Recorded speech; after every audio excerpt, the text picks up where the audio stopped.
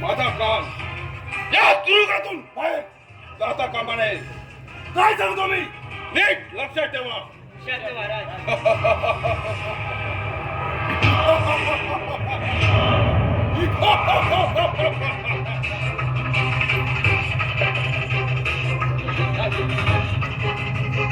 घाबरू नका.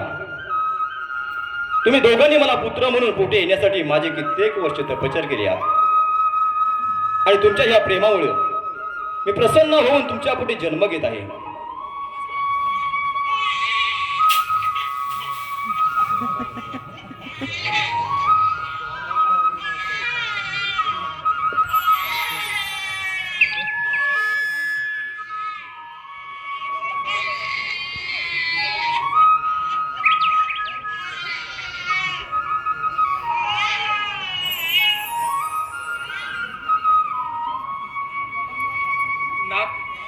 नाथ काही करावं आणि या आपल्या पुत्राला वाचवा.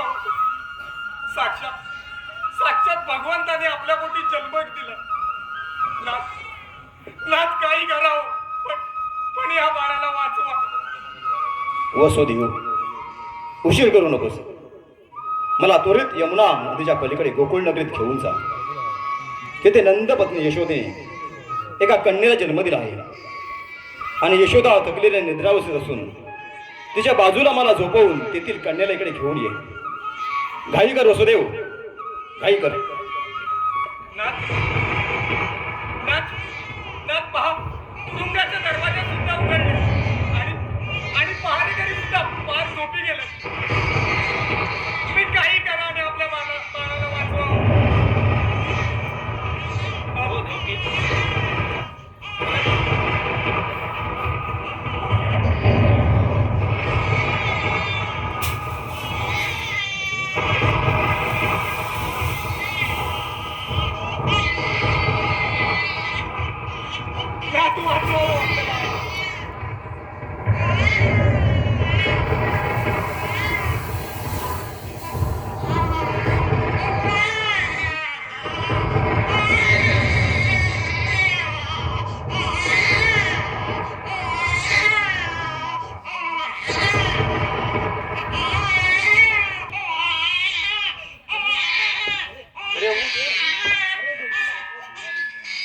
महाराजाला कळवलं पाहिजे. मी जातो. हा तू पहारा दे. मी पहारा देतो.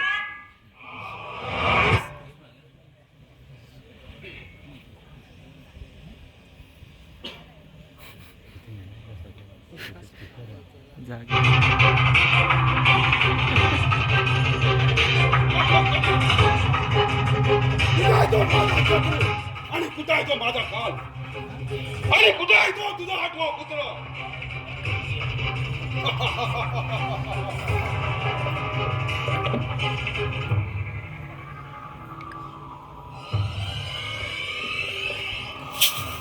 महाराज पण ही मुलगी आहे. मुलगी मुलगी झाली म्हणून काय झालं. उद्या मोठी नागिन होऊन दौश करील मला. दौश दे इकडे दे म्हणतो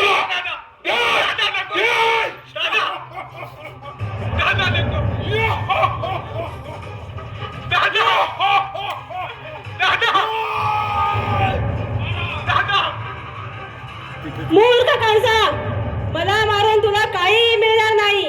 तुझ्या काळाने जन्म घेऊन तो सुखात वाढत आहे. विश्वाचा पालन करता आला आहे. भगवान स्वतः आले आहेत. तुझ्यासारख्या पापी मनुष्याचा नाश करण्यासाठी तुझा काळ या पृथ्वीवर अवतरला आहे. तेव्हा वेळीच